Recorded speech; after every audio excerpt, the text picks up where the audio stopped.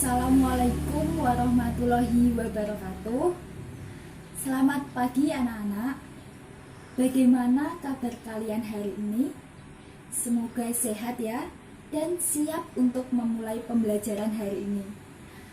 Baik, sebelum memulai pembelajaran, alangkah baiknya kita berdoa terlebih dahulu. Kepada ketua kelas bisa memimpin doanya.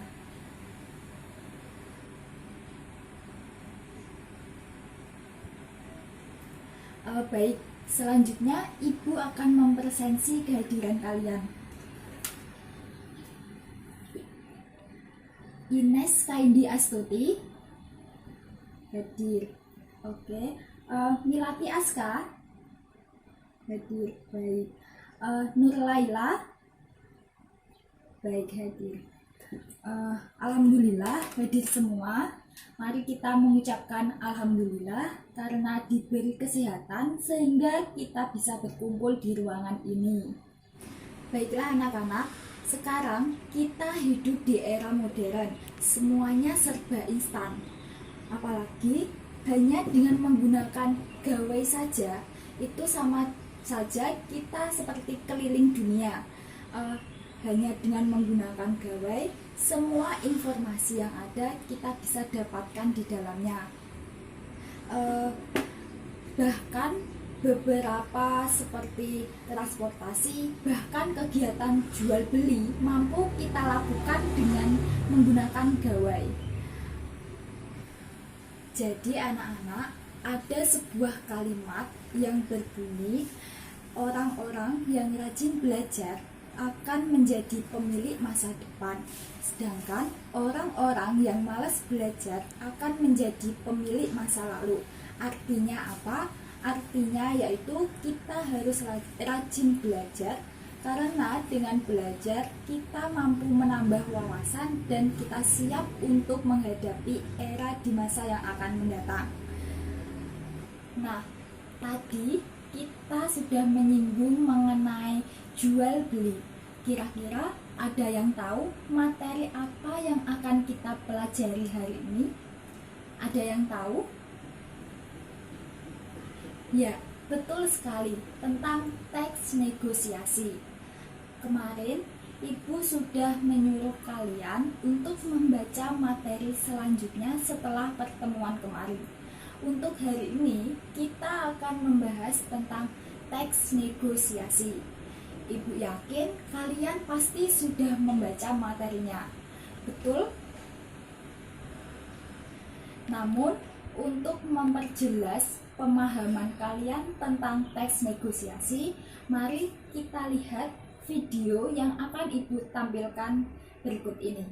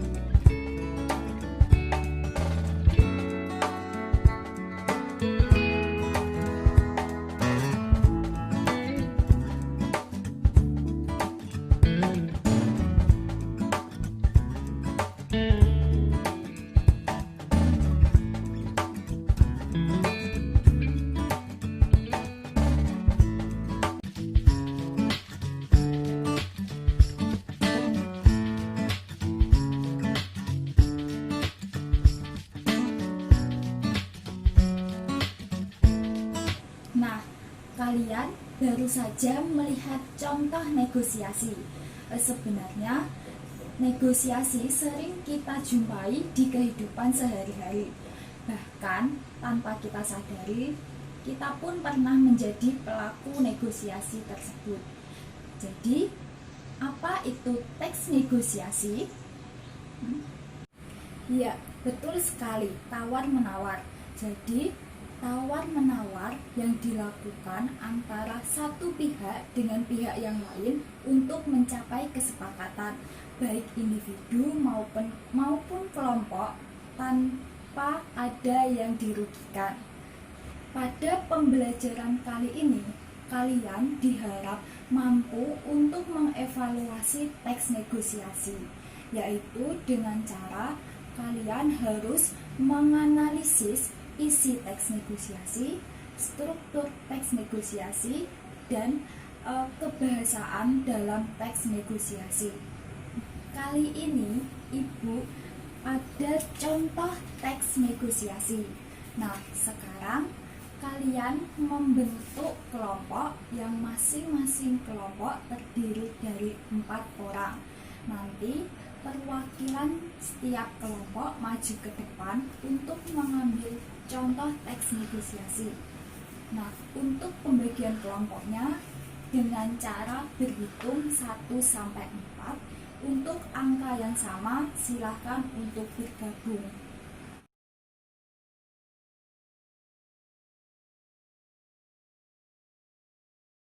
Baiklah anak-anak, sembari memperhatikan teks negosiasi kalian masing-masing, pilihlah anggota kelompok kalian untuk mewakili mempraktekkan teks negosiasi tersebut. Baiklah anak-anak, kalian telah menganalisis dan mempraktekkan teks negosiasi. Pasti kalian menemukan struktur yang ada di dalam teks negosiasi tersebut. Struktur teks merupakan bagian-bagian terpenting yang ada di dalamnya untuk membangun suatu teks tersebut. Nah, jadi apa saja struktur yang kalian temukan di dalam teks negosiasi? Ya, benar sekali. Jawaban kalian sebagian sudah ada yang benar. Jadi, struktur teks negosiasi ada 4, yaitu orientasi, pengajuan, penawaran, dan kesepakatan. Untuk orientasi sendiri, itu contohnya seperti selamat pagi Ibu, Assalamualaikum, permisi Bu. Nah, orientasi ini biasa disebut dengan kalimat pembuka. Yang kedua ada pengajuan, di mana si pembeli menanyakan barang yang ia butuhkan kepada si penjual. Untuk yang ketiga ada penawaran. Untuk penawaran itu berkaitan dengan harga. Misalnya harganya 30.000, kemudian ditawar oleh si pembeli menjadi 15.000. Dan yang keempat ada kesepakatan. Kesepakatan artinya si penjual dan si pembeli sepakat dengan harga yang telah ditentukan. Dalam proses negosiasi pastinya menggunakan bahasa untuk interaksi antara penjual dan pembeli.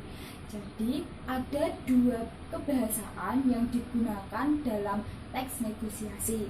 Untuk yang pertama ada pasangan tuturan. Contohnya ada yang mengucapkan salam dan ada yang menjawab salam.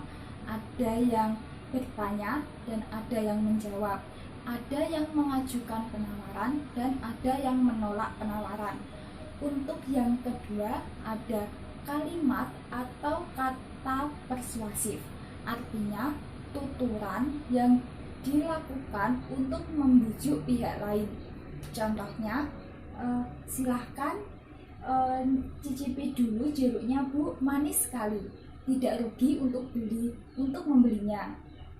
Nah, kalian sudah mengetahui 4 struktur dan kebahasaan teks negosiasi. Sekarang diskusikanlah pertanyaan yang Ibu berikan dan jawablah bersama anggota kelompok kalian. Setelah itu presentasikan jawabannya.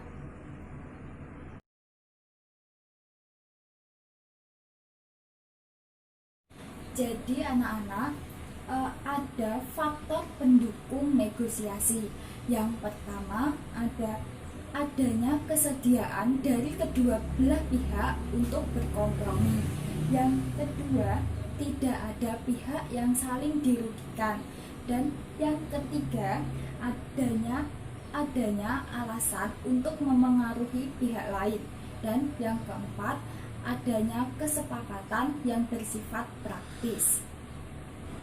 Baik anak-anak, di sini Ibu akan mengevaluasi pembelajaran pada hari ini, mulai dari pengertian teks negosiasi, yaitu interaksi sosial antara kedua belah pihak yang untuk mencapai kesepakatan. Dan untuk strukturnya ada 4, yaitu orientasi, pengajuan, penawaran, dan kesepakatan. Baiklah anak-anak, sekian pembelajaran pada hari ini. Terima kasih atas partisipasinya. Mohon maaf jika ada kesalahan. Semoga ilmu yang kalian dapatkan bisa bermanfaat di esok hari. Wassalamualaikum warahmatullahi wabarakatuh.